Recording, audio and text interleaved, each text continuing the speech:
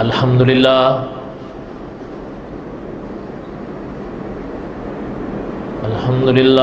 رب العالمین، الصلاۃ والسلام علی سید الانبیاء والمرسلین،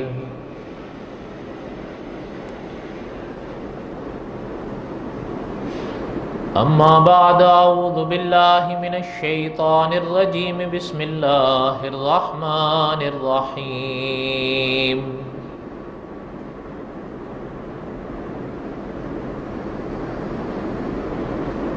نحن نقص علیک احسن القصص بما اوحینا الیک ھذا القرآن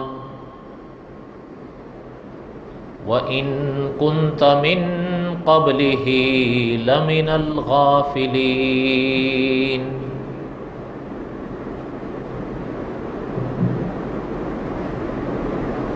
وقال النبي صلى الله عليه وسلم: كلكم بنو آدم وآدم من تراب، او کما قال النبی صلی اللہ علیہ وسلم۔ صدق اللہ العظیم وصدق رسولہ النبی الکریم، ونحن علی ذلک لمن الشاہدین والشاکرین، والحمد للہ رب العالمین۔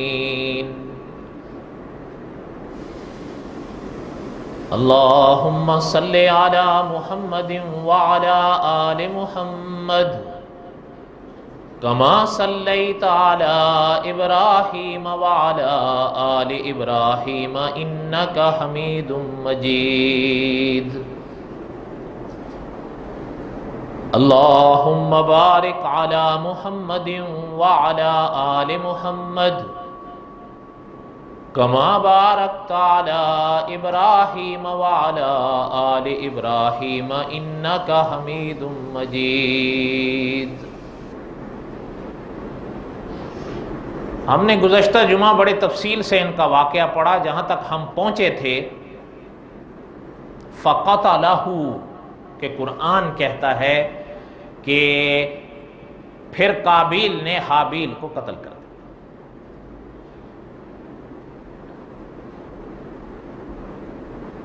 اور اللہ تعالیٰ نے آگے ارشاد فرمایا فَأَصْبَحَ مِنَ الْخَاسِرِينَ، نقصان اٹھانے والوں میں ہو گیا۔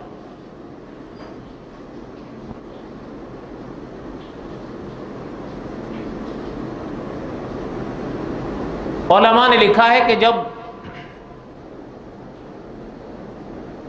حضرت حابیل کی موت ہو گئی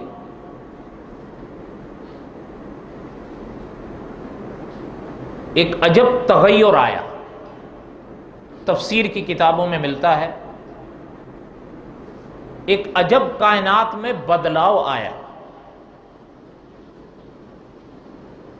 حتیٰ کہ علماء نے تفسیری روایات کے حوالے سے لکھا ہے کہ پہلے زمانے میں پھل کڑوے نہیں ہوتے تھے، میٹھے ہوتے تھے، لیکن جس وقت حابیل نے دم توڑا پھر پھلوں میں بھی کڑواہٹ آئی۔ حتیٰ کہ بعض علماء یوں بھی لکھتے ہیں کہ اس سے پہلے پھول ہوتے تھے، پھولوں کے ساتھ کانٹے نہیں ہوتے تھے، لیکن جب حابیل نے دم توڑا تو پھر پھولوں کے ساتھ ساتھ کانٹے بھی ہو گئے۔ کائنات میں ایک تغیر آیا، بدلاؤ آیا۔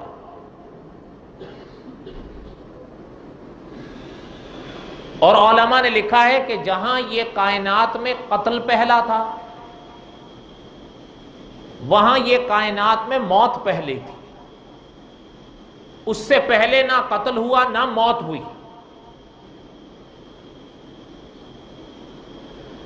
مولانا عبد الرحمن صاحب مظاہری ہی اپنی کتاب ہدایت کے چراغ کے پہلی جلد میں لکھتے ہیں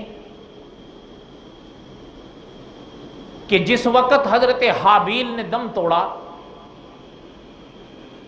پرانی کتابوں کے حوالے سے پتہ چلتا ہے اس وقت حضرت حابیل کی عمر 20 سال تھی۔ اور یہ ہم نے پچھلے جمعہ پڑھا کہ ان دو بھائیوں میں وَاتْلُ عَلَيْهِمْ نَبَأَ ابْنَيْ آدم جن کا ذکر ان آیتوں میں ہے، جو دو بیٹے تھے حضرت آدم کے، ان میں قابیل بڑا تھا، حابیل چھوٹے تھے۔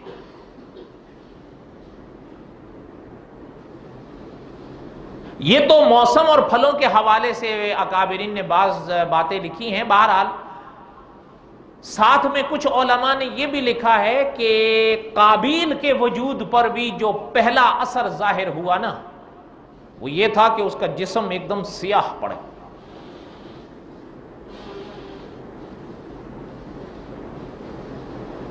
اچھا، چونکہ موت پہلی تھی،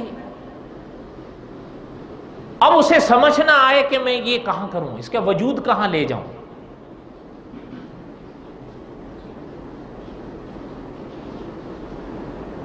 حضرت آدم علیہ السلام کے گھر تو وہ آ نہیں رہا تھا۔ علماء نے لکھا ہے کہ سوچے سمجھ میں نہ آئے۔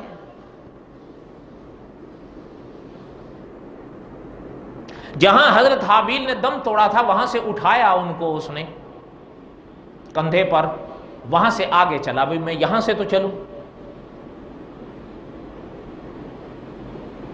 وادیوں میں پہاڑیوں میں چل رہا ہے، پھر رہا ہے، لیکن سمجھ میں نہیں آ رہا۔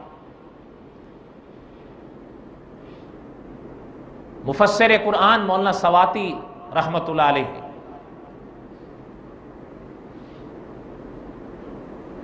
فرمایا کہ جب اس حضرت حابیل کی جو لاش تھی نا، اس میں جب تغیر آنا شروع ہوا تو اب یہ اور پریشان ہونا شروع ہوا کہ یہ کیا ہے۔ اس لیے کہ آپ اور ہم سب جانتے ہیں یہ وجود اسی وقت تک رہے گا جب تک اس کے اندر روح رہے گی۔ جس وقت وہ اس کے اندر سے نکلے گی پھر یہ وجود اس حالت پر نہیں رہے گا۔ ہم تھوڑا سا آگے پڑھیں گے ان چیزوں کو شاید انشاءاللہ۔ جب اٹھا کر چلنے لگا اس کا ذہن اس کا ساتھ نہ دے۔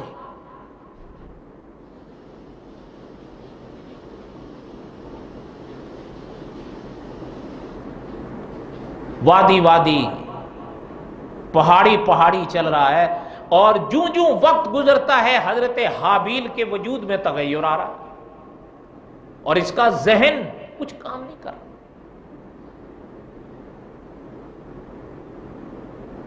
اور ہمارے اکابرین نے ان واقعات کی شرح میں ایک بڑا عجیب جملہ لکھا ہے، اور یہ آب زر سے لکھنے کے قابل ہے۔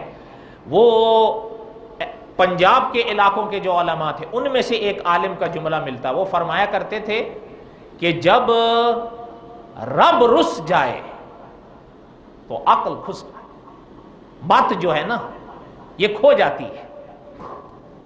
رب رسے تو مت کھسے۔ جب رب العالمین ناراض ہوتے ہیں عقل رہنمائی کرنا چھوڑ دیتی ہے۔ اللہ تعالیٰ نے کلام پاک میں فرمایا فَبَعَثَ اللَّهُ غُرَابًا، میرے اللہ کی عجب شان ہے۔ نہ اللہ تعالیٰ کی ذات کی کوئی مثال ہے، نہ اللہ تعالیٰ کی صفات کی کوئی مثال ہے، نہ اللہ تعالیٰ کے کلام کی کوئی مثال ہے۔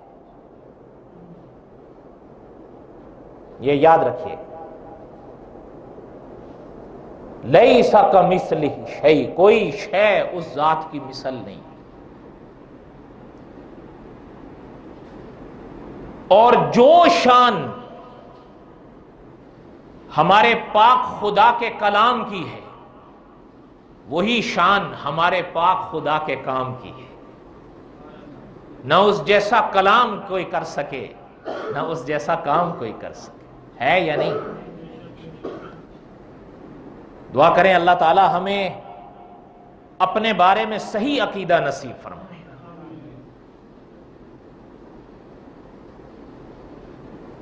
جب وہ چلتا اور پریشان ہوا، اللہ تعالیٰ نے فرمایا فَبَعَثَ اللَّهُ غُرَابًا، اللہ نے ایک کوا بھیجا۔ کیا بھیجا؟ کوا۔ اچھا، پتہ چلتا ہے یہ ایک ایسا پرندہ ہے پرندوں میں جس کا ذکر قرآن پاک میں ہے۔ ہاں، یہ ایک اگلی بحث ہے کہ یہ حلال ہے یا، ہاں یاد رکھیے گا، یہ حلال ہے یا، یہ کوئی ضروری تھوڑا ہے کہ قرآن پاک میں جس جانور یا پرندے کا ذکر ہو تو وہ حلال ہی ہوگا۔ کیوں؟ ایسا ہی ہے یا نہیں؟ قرآن پاک میں کتے کا ذکر ہے تو کتے کو کوئی حلال مانتا ہے؟ قرآن پاک میں ہاتھی کا ذکر ہے تو ہاتھی کو کوئی حلال مانتا ہے؟ قرآن پاک میں یہ اپنا جس کو کہتے ہیں نا بندر، اس کا ذکر بھی ہے، لیکن کیا وہ کوئی حلال ہے؟ سوال ہی نہیں پیدا ہوتا۔ معنی یہ ہے، پتہ چل رہا ہے کہ قرآن پاک میں کسی جانور یا پرندہ کا ذکر آ جائے تو ضروری نہیں ہے کہ وہ حلال ہو۔ ہاں، حرام کا بھی ذکر ہو سکتا ہے اور حلال کا بھی ذکر ہے۔ سمجھ آ رہی ہے بات؟ اچھا، یہاں پر اللہ تعالیٰ نے بہرحال کوے کا ذکر فرمایا۔ کیوں فرمایا؟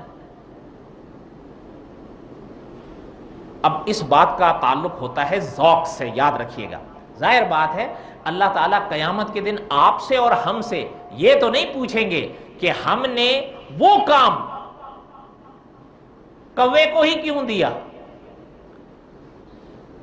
کسی اور کو دے دیتے۔ اللہ تعالیٰ نے ہم سے تو یہ نہیں پوچھنا کہ ہم نے کوے کو ہی کیوں دیا، ایسا ہی ہے یا نہیں؟ لیکن بعض باتوں کا تعلق ذوق سے ہوتا ہے، شوق سے ہوتا ہے۔ علماء نے بہرحال اس پر بحث کی ہے کہ اللہ تعالیٰ نے یہ کام کوے کو ہی کیوں دیا۔ یہ ایک عجیب بات ہے۔ بہرحال اس بات کا خلاصہ یہ ہے کہ علماء فرماتے ہیں تجربہ یہ ہے کہ اگر کوے کے ہاں کوئی کوا مر جائے تو یہ سارے اکٹھے ہو جاتے ہیں مل کر، اور اس وقت تک بے چین رہتے ہیں جب تک کوے کی لاش کو کہیں چھپا نہ دیں، اس کا بندوبست نہ کر دیں، اس وقت تک بے چین رہتے ہیں۔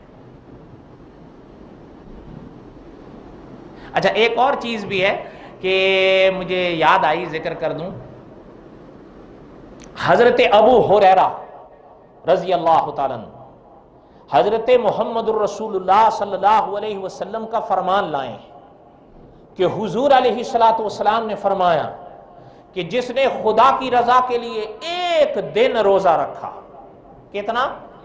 ایک دن روزہ رکھا، اللہ تعالیٰ اپنے اس بندے کو دوزخ سے اتنا دور کر دیں گے جتنا کہ اگر کوئی کوا جنم لیا اور جنم لینے کے بعد اڑنا شروع ہوا اور اڑتے اڑتے مر گیا، اڑتے اڑتے جتنا فاصلہ یہ کوا طے کر جائے گا نا اتنے عرصے میں، وہ روزے دار جس نے ایک روزہ خدا کی رضا کے لیے رکھا ہوگا وہ جہنم سے اتنا دور ہو جائے گا۔ اچھا، اس حدیث شریف میں، حدیث شریف کا متن آپ پڑھیں، وہاں پر بھی آپ صلی اللہ علیہ وسلم نے غراب کا ہی ذکر کیا ہے، کوے کا۔ کس کا؟ اب علماء نے اس پر بڑی عجیب بات لکھی ہے کہ آپ صلی اللہ علیہ وسلم نے یہ مثال میں کوا ہی کیوں پیش فرمایا؟ تو اس حدیث کی شرح میں علماء نے لکھا ہے کہ کوا ایک ایسا پرندہ ہے کہ علماء نے لکھا ہے، جنہوں نے علم حیوانات پر کتابیں لکھی ہیں، انہوں نے لکھا ہے کہ کوا ایک ایسا پرندہ ہے جس کی عمر لگ بھگ 250 سال تک چلی جاتی ہے۔ کتنا؟ اور بولو تو صحیح، کتنا؟ اب آپ سوچیں کہ جو پیدا ہوا اور اڑنا شروع ہوا اور پھر اڑتا ہی رہا، اڑتے اڑتے بوڑھا ہوا اور مر گیا، اور اگر اس نے عمر 250 سال پائی تو کتنا وہ فاصلہ طے کر جائے گا، ہے یا نہیں؟ تو جتنا وہ اس عرصے میں اتنا طویل سفر کر جائے گا، اور درمیان میں یہ جو فاصلے آ جائیں گے، اسی طرح اگر کوئی خدا کی رضا کے لیے ایک روزہ رکھ لے گا تو اللہ تعالیٰ اس کو اتنا دوزخ سے دور کر دیں گے۔ اس لیے کبھی کبھی ہمیں رکھنے چاہیے یا نہیں؟ ہاں، اور یاد رکھیے گا، شاید آپ کے ذہن میں ہو، علماء نے یہ بھی ساتھ میں عنوان قائم کیا ہے کہ انشاءاللہ آپ کو یہ عوض نفلی روزے پر بھی ملے گا۔ کس پر ملے گا؟ نفلی روزے پر۔ اس لیے کبھی کبھی رکھ لیا کریں۔ اور محدثین آپ صلی اللہ علیہ وسلم کا تو یہ فرمان بھی لائے ہیں کہ حضور نے فرمایا سردی کے موسم کا روزہ یہ مفت کا ثواب ہے۔ ایسا ہی ہے یا نہیں؟ روزے میں انسان زیادہ تر پریشان ہوتا ہے پیاس سے، اور سردی کا موسم ہو تو پیاس انسان کو اتنی نہیں لگتی. ایسا ہی ہے یا نہیں؟ اس لیے آپ کو اور ہمیں نفلی روزے بھی رکھنے چاہیے یا نہیں رکھنے چاہیے؟ جہاں نوافل نمازیں ادا کرتے ہو، نفلی صدقات کرتے ہو، عمرے کرتے ہو، نفلی حج کرتے ہو، کوشش کیا کرو وہاں نفلی روزے بھی رکھا کرو، تاکہ خدا نہ کرے اگر آپ کے اور ہمارے فرائض میں کوئی کمیاں ہوں گی، روزے کے حوالے سے بات کر رہا ہوں، تو انشاءاللہ جس طرح نفل نمازوں سے فرائض کا تدارک ہوگا، اسی طرح انشاءاللہ نفلی روزوں سے فرض روزوں کا بدلہ ہوگا انشاءاللہ. سمجھ آئی بات یا نہیں سمجھ آئی؟ باقی خدا پر امید چھوڑ دیں، کوشش کر لیا کریں. خیر، جو بات بتا رہا تھا، اب اللہ تعالیٰ نے ارشاد فرما فَبَعَثَ اللَّهُ غُرَابًا، اللہ تعالیٰ نے کوا بھیجا. فَبَعَثَ اللَّهُ غُرَابًا، کوا آیا. اب یہ اٹھایا تھک گیا. وہ آ کر، اچھا کچھ علماء نے یوں بھی تصریح فرمائی کہ اس کوے کی چونچ میں دوسرے کوے کی لاش تھی، اس نے لا کر وہ رکھ دی زمین پر، اور یہ دیکھ رہا ہے، اور دیکھ رہا ہے کہ کوے نے کیا کیا، اپنے پنجوں سے اور اپنی چونچ سے گڑھا کھودنا شروع کیا زمین میں. یہ دیکھ رہا ہے، جب گڑھا کھود لیا چونچ سے اپنے بھائی کو، بعد میں بھائی کا لفظ لکھا ہے، یعنی جو دوسرا کوا تھا، اس جو اپنی چونچ سے اپنے کوے کو اٹھایا اور اس گڑھے کے اندر رکھ کے اپنے پاؤں سے مٹی برابر کر دی اور اڑ کر چلا گیا. سمجھ آ رہی بات یا نہیں سمجھ آئی؟ یہ قرآن پاک میں ہے، کوئی یہ نہیں کہ آپ کو کچھ اور، یہ قرآن پاک میں ہے. اور یہاں سے آپ اگر اپنے ذہن کو قریب لے آئیں تو مولانا عبد الرحمن صاحب مظاہری نے اسی واقعے پر عنوان قائم کیا ہے کہ دفن کرنے کا پاکیزہ طریقہ یہ اللہ تعالیٰ سکھا رہے ہیں، تاکہ جب تمہارے یعنی انسانوں کے اندر ایسا حادثہ ہو تو اپنوں کی یا بیگانوں کے وجود کو کس طرح کہاں چھپانا ہے. سمجھ رہے ہیں؟ ہاں یہ یاد رکھیے گا کہ انہی واقعات کی شرح میں علماء نے لکھا ہے، اور علماء نے اپنے مقامات پر لکھا ہے، میت کو دفن کرنا. سنیے گا، دو باتیں ہیں یہاں پر، ایک وہ جو فوت ہو گئے اور ایک وہ جن کے سامنے فوت ہو گئے. تو علماء لکھتے ہیں جن کے سامنے کوئی فوت ہو گیا ان کے اوپر اس میت کو دفنانا یہ فرض کفایہ ہے، اور اس میت کو دفنانا وہ میت کے لحاظ سے یہ فرض ہے اگر دفنایا جا سکے تو. اگر بولے نا، اگر دفنایا جا سکے تو. اس کی کئی صورتیں اور بھی نکلتی ہیں، بہرحال خلاصہ اس کا یہی ہے. یہ دو شکے میں نے بیان کی ہیں. پہلی شک مولانا عبد الرحمن صاحب مظاہری کا ہی ایک رسالہ ہے سکرات سے تدفین تک، اس سے میں نے لی ہے. اور دوسرا جو ہے وہ آپ نے نام سنا ہوگا، شہید ختم نبوت مولانا یوسف لدھیانوی رحمۃ اللہ علیہ کی کتاب ہے آپ کے مسائل اور ان کا حل، اس کی جلد نمبر 3 سے لی ہے میں نے. معنی اس کا یہی ہے، آپ کے اور ہمارے سامنے اگر کوئی چلا گیا ہے، آپ کے ہمارے اوپر فرض کفایہ ہے کہ اس کو سنبھالیں، اور اس کے لحاظ سے یہ فرض ہے کہ اگر آپ اور ہم اس کو دفنا سکتے ہیں تو دفنا دیں. بات سمجھ آئی یا نہیں آئی؟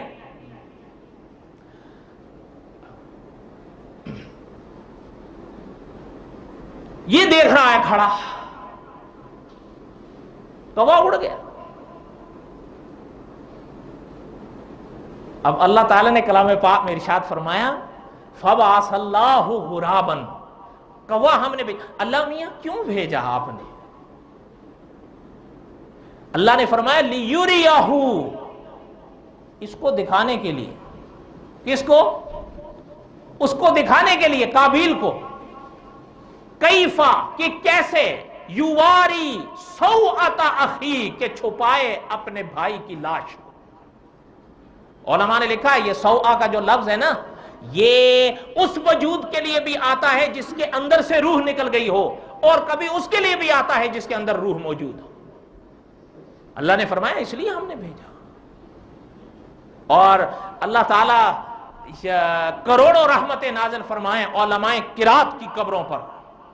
یعنی یہ اگر آپ کلام پاک کی آیت کھول کر دیکھیں نا، تقریباً چھٹا پارا آدھا ہوتا ہے، نصف وہاں پر جہاں یہ لفظ آیا ہے سوءۃ اخی، آپ دیکھیں کلام پاک کے اس متن کو تو چھوٹا سا توئے لکھا ہے، معنی یہ کہ وہ آپ کو اشارہ کر رہا ہے کہ وقف کرو. کیا کرو؟ اگر آپ پڑھتے آ رہے ہیں وقف کرو اگلا جملہ پڑھنے سے پہلے. کیوں؟ اب یہاں وقف کرو گے، یہ بات پوری ہو رہی ہے. اب آگے سے قابیل کا جواب اور قابیل کی بات اللہ تعالیٰ سناتے ہیں. نہ اس وقت آپ تھے نہ ہم تھے، ایسا ہی ہے یا نہیں؟ لیکن اللہ تو تھے نا. جب اس نے یہ دیکھا قالا، کہنے لگا یا ویلتا عجزت ان اکون مثل ھذا الغراب، ہائے افسوس مجھ سے یہ بھی نہ ہوا کہ میں اس کوے کی برابری کر لیتا. اس کے الفاظ ذرا دیکھیں جو اللہ پاک نے کلام پاک میں سنائے ہیں. یا ویلتا، کہنے لگا افسوس ہے میرے اوپر، عجزت ان اکون مثل ھذا الغراب، میں تو اتنا بھی نہیں ہو سکا کہ اس کوے کے مثل ہو جا. اور جہاں یہ آیت ختم ہوتی ہے، واہ میرے اللہ، اللہ تعالیٰ جو کلام لائے ہیں جہاں یہ آیت ختم ہوتی ہے تو وہاں اللہ تعالیٰ نے ارشاد فرمایا ہے من النادمین. یہ لفظ اللہ تعالیٰ نے ارشاد فرمایا من النادمین، کہ پچھتایا. کیا؟ پچھتایا.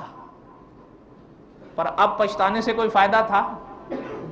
یاد رکھیے گا، ہو سکتا ہے آپ سوچیں جب پچھتا گیا اور افسوس کر رہا ہے تو پھر یاد رکھیے گا علماء نے لکھا ہے من النادمین کی تفسیر میں کہ وہ پچھتایا، لیکن پچھتایا تھا اپنی بے عقلی پر، اس بات پر نہیں وہ پچھتایا کہ میں نے اللہ کا قانون توڑا ہے، اللہ کے ایک نیک بندے کی جان لی ہے، اپنے بھائی کو مارا ہے اور میں نے قتل کیا، اس پر نہیں پچھتایا تھا اپنی بے وقوفی پر.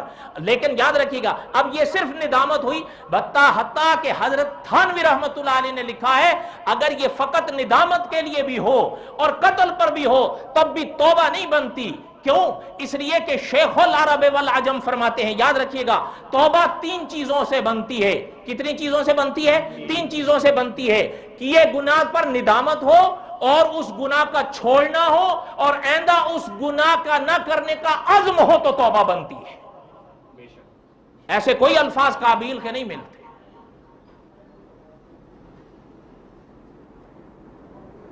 بھاگا وہاں سے، بھاگا. اور جس لڑکی کی بنا پر یہ جھگڑا کھڑا ہوا تھا اس کی وجہ وہ تو نہیں، یہ خود تھا، لیکن اس کو پکڑ کے بھاگ گیا، اس کو لے کے اپنے ساتھ بھاگ گیا اور حضرت آدم علیہ السلام کا علاقہ چھوڑ دیا اس نے. بھاگتا گیا بہت دور نکلا وہاں سے. لیکن ایک بات سنیں، وہ حضرت آدم سے دور جا سکتا تھا، وہاں کی وادیوں سے دور نکل سکتا تھا، ان سے کہاں جائے؟ وہ کہاں جائے؟ آپ اور ہم بھی یہاں یاد رکھیے گا یہ جہاں سے چلے ہیں نا، اگر گناہوں کے راستے آئیں تو آپ اور ہم یہ ضرور سوچا کریں ایک لمحے کہ ایک وقت آئے گا کہ اللہ تعالیٰ نے پوچھنا ہے کہ یہ کیوں کیا. اور حدیث شریف کا یہ معنی بھی یاد رکھیں کہ آپ صلی اللہ علیہ وسلم نے فرمایا اگر کسی سے یہ پوچھ لیا گیا کہ یہ کیوں کیا، بس گیا، وہ کیا کہے گا؟ میں نے کیوں کیا ہے. ایک بات سناؤں آپ کو، ایک کتاب ہے